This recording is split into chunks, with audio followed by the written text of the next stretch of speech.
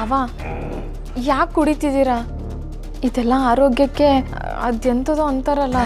ನಾನು ಹೇಳ್ತೀನಿ. ಕುಡಿಯುವುದು ಆರೋಗ್ಯಕ್ಕೆ ಎಮ್ಮೆಕರ. ಏಯ್ ವೇದನ್ಮಾನೆ, ಎಮ್ಮೆಕರ ಅಲ್ಲಕ್ಕಲ್ಲ, ಕುಡಿಯುವುದು ಆರೋಗ್ಯಕ್ಕೆ ಹಾನಿಕರ. ನೋಡವ್ವ, ಇಂದ್ರಿ ಬಿಟ್ಟೋಗ್ಬಿಟ್ಟವಳೆ, ತವ್ರ ಮನೆಗೆ ಹೊಂಟೋಗಳೆ. ಅದಕ್ಕೆ ಬೇಜಾರಾಗ್ಬಿಟ್ಟೈತೆ, ಕುಡಿತಾವ್ನಿ. ಇನ್ನೊಂದು ಹೇಳ, ಗಂಡಸಿಗೆ ಚಟ ಇರಬೇಕು, ಹೆಂಗಸಿಗೆ ಆಟ ಇರಬೇಕು. ನಮ್ಮ ಹೆಂಡ್ರಿಗೆ ಹಠ ಬಂದಿದ್ದಕ್ಕೆ ನನಗೆ ಈ ಚಟ ಬಂದ್ಬಿಟ್ಟೈತೆ. ಆದರೂ ಬಾವಾ ಅಕ್ಕ ಆ ಥರ ಮಾಡಬಾರ್ದಿತ್ತು. ಪಾಪ ನೀವು ಹೆಂಡತಿ ಮೇಲೆ ಅದು ಏಟೊಂದು ಪಿರುತಿ ಮಾಡ್ಕೊಂಡಿದ್ದೀರಾ. ಅಯ್ಯೋ ಬಿಡವ್ವ, ಅದ್ರ ಜೊತೆಗೆ ಏನೇನೋ ಮಾಡಿಕೊಂಬಿಟ್ಟಿದ್ದೀನಿ. ರಾಜ ಆದವನಿಗೆ ಇದೆಲ್ಲ ಇರ್ಬೇಕವ. ಆಗಿನ ಕಾಲದಲ್ಲಿ ಅಂತಃಪುರ ಇರ್ತಿತ್ತಲ್ಲ ರಾಣಿಗೋಸ್ಕರ, ಹಂಗೆ ಅಲ್ಲಲ್ಲಲ್ಲಿ ಮಡಿಕೊಂಬಿಟ್ಟಿದ್ದೀನಿ. ಯಾಕೆ ಅಂದರೆ ನಾನು ರಾಜ. ನೀನು ರಾಜ ಆದರೆ ನಾನೇನಣ್ಣ?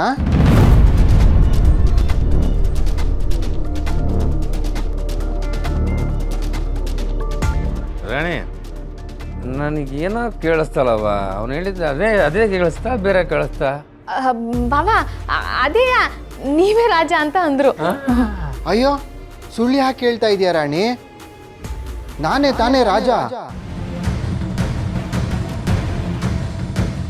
ಅನು, ಅಜ್ಜಿ ಹೇಳಿದ್ದನ್ನ ಸೀರಿಯಸ್ಸಾಗಿ ತಗೊಬಿಟ್ಟಿದ್ಯಾ ಅನಿಸ್ತದೆ. ಈ ಮನೆಗೆ ಆಟೆ ಅಲ್ಲಕ್ಕಲ್ಲ, ಇಡೀ ಮಾಸ್ತಿ ಕೊಪ್ಪಳಿಗೆ ನಾನೇ ರಾಜ್ಯ. ಅಣ್ಣ, ನೀನು ರಾಜ ಅಲ್ಲ ಅಣ್ಣ, ನೀನು ರಾಜನ ಅಣ್ಣ. ರಾಜ ನಾನು. ನೋಡು, ರಾಜನ ಥರ ಬಟ್ಟೆ ಹಾಕಿರೋದು ಯಾರು ಹೇಳು? ನಾನು ತಾನೆ. ರಾಜ ಮಲ್ಕೊಳ್ಳೋ ರೂಮಲ್ಲಿ ಮಲ್ಕೊಳ್ತಾ ಇರೋದು ಯಾರು? ನಾನು ತಾನೆ. ಆದರೆ ನೀನು ಬಿಳಿ ಬಿಳಿ ಬಟ್ಟೆ ಹಾಕ್ಕೊಂಡಿದ್ಯಾ, ಆದರೆ ನಾನು ರಾಜವಸ್ತ್ರ ಹಾಕ್ಕೊಂಡಿದ್ದೀನಿ, ಅಜ್ಜಿ ಕೊಟ್ಟಿರೋದು. ಅದಕ್ಕೆ ನಾನೇ ರಾಜ.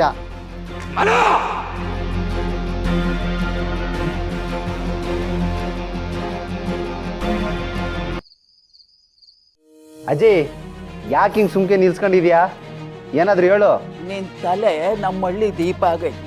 ಯಾವಾಗ ಆನ್ ಆಯ್ತದೋ ಯಾವಾಗ ಆಫ್ ಆಯ್ತದೋ ಒಂದು ಗೊತ್ತಿಲ್ಲ. ಖುಷಿ ಅಮ್ಮಕ್ಕೆ ಕಟ್ ಸುಮ್ಮಕ್ಕಿತ್ಕ.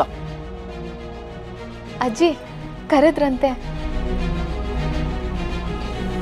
ನೀನು ಈ ಮನೆಗೆ ಮದುವೆ ಆಗಿ ಬಂದ್ಮೇಕೆ ಏನೇನು ಮಾಡಿದೀಯ ಅಂತ ಹೊಸಿ ಹೇಳು. ಅಜ್ಜಿ ಯಾವುದ್ರ ಬಗ್ಗೆ ಮಾತಾಡ್ತಿದ್ದೀರಾ? ನೀ ಮನೋ ಜೊತೆ ಸೇರ್ಕೊಂಡು ಏನೇನು ನಾಟಕ ಆಡಿದೀಯಾ ಅದ್ರ ಬಗ್ಗೆ ಕೇಳ್ತಾ ಇವ್.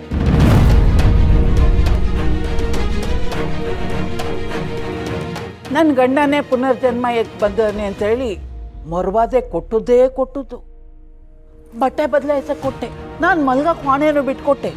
ಇದೆಲ್ಲ ಮಾಡಿದ್ದು ನಿನಗಿದ್ದ. ಯಾಕೆ ಈ ನಾಟಕ ಆಡ್ದೆ ಹೇಳು. ಏನು, ನಾನು ನನ್ನ ದೊರೆ ಸೇರ್ಕೊಂಡು ನಾಟಕನ? ಇನ್ನೀ ವಿಷಯದ ಬಗ್ಗೆ ನಾನು ಮಾತಾಡೋಕ್ಕಿಲ್ಲ.